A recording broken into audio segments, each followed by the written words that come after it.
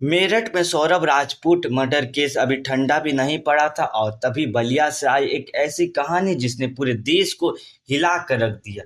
ये कहानी है देवेंद्र कुमार की, एक रिटायर्ड फौजी जिसने जिंदगी भर देश के लिए लड़ाई लड़ी, लेकिन उसे मारने वाला उसके अपने ही निकले। देवेंद्र कुमार की हत्या ने ना सिर्फ एक परिवार को तोड़ा बल्कि रिश्तों की बुनियाद को भी हिला कर रख दिया।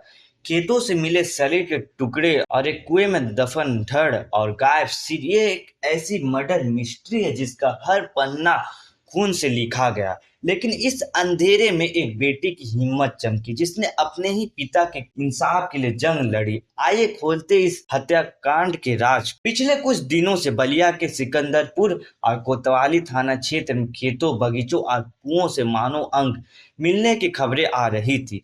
कभी दो हाथ, कभी दो पैर, तो कभी धड़।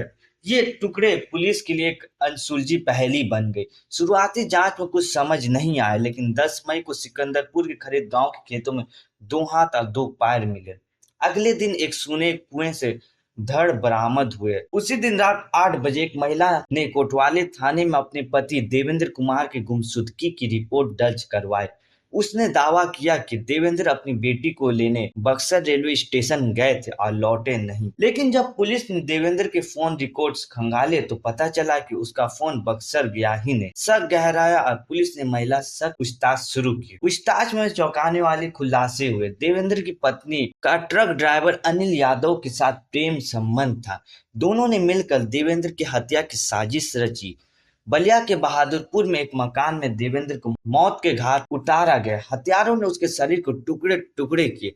दो हाथ, दो पैर और धड़ को पॉलिथीन में बंद कर बोलेरो गाड़ी से अलग अलग जगहों पर फेंक दिया। धड़ को कुएं में डाला गया, लेकिन सिर अब भी गायब है। सोमवार की रात कोतवाली पुलिस चेकिंग कर रही थी, तभी बाइक सवार दो संदिग्धों को रोकने की कोशिश हुई। संदिग्धों ने पुलिस पर फायरिंग शुरू कर दी। जवाबी कार्रवाई में अनिल यादव के पैरों में गोली लगी और वो पकड़ा गया।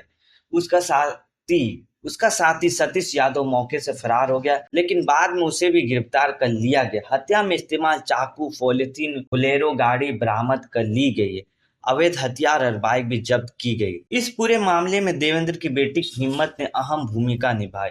उसने अपने पिता गायब होने पर सवाल उठा और पुलिस को सही दिशा दिखाई। देवेंद्र की पत्नी सहित 4 लोग, अनिल यादव, सतीश यादव और 2 अन्य को गिरफ्तार कर जेल भेजा गया है। इस हत्याकांड ने बलिया में कई सवाल खड़े कर दिए हैं। आखिर देवेंद्र की पत्नी ने अपने पति के खिलाफ इतना बड़ा कदम क्यों उठाया? और एक सबसे बड़ा रहस्य, देवेंद्र का सिर कहाँ है? पुलिस का कहना है कि जांच अभी पूरी नहीं हुई और सिर की तलाश अब भी जारी है। एक फौजी जिसने जिंदगी भर दुश्मनों से लोहा लिया, अपने ही घर में हार गया। बलिया का यह हत्याकांड सिर्फ एक कत्ल की कहानी नहीं, बल्कि उन रिश्तों की खूनी अंत है जो प्यार के नाम पर फरेब बन गए हैं। एक पति की साजिश, एक प्रेमी की बेरहमी और एक शव के टुकड़े, ये सब इंसानियत पर करारा तमाचा है। लेकिन इस अंधेरे में एक बेटी के साहस चमका जिसने अपने पिता के लिए इंसाफ की मशाल जलाई। कहते हैं हर गुनाह का हिसाब होता है और बलिया में ये हिसाब एक बेटी ने पूरा किया है। अगर आप चाहते हैं कि ऐसी कहानियों को आवाज मिलती रहे तो इस वीडियो को लाइक करें, शेयर करें और चैनल को सब्सक्राइब करना ना भूलें। धन्यवाद।